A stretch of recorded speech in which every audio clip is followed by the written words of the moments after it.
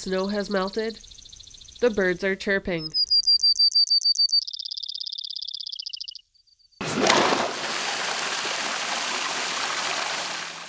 And Andover's Public Works is doing one of the important jobs for this time of year.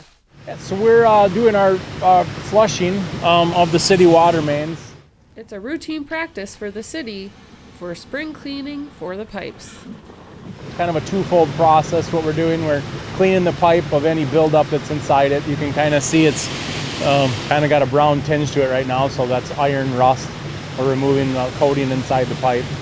Also, we've turned every fire hydrant in the city to make sure it's operational, no problems. Put a list together after flushing and go back and do necessary repairs to keep the infrastructure of the hydrants, up to working order for the fire department in case of an emergency. Steve has been with the city for more than 20 years and remembers when they had to flush the system more often, which was about twice a year. That's because before the water treatment plant in the city, they had to do it more often.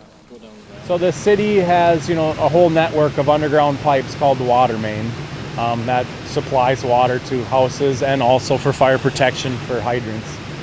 What we do is go out ahead of time and we close valves. So there's valves on the pipes in the ground, and we're creating that water to be able to go in one direction. By doing that, when we turn on a hydrant, we get the flow to increase.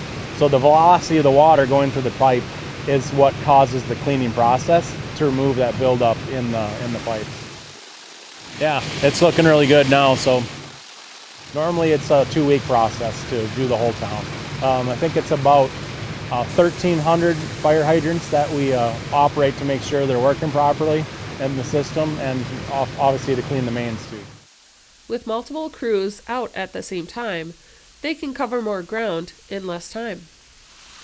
But residents might still have experienced some lower water pressure and dirty water. For those who do, just run your tap until it clears up again.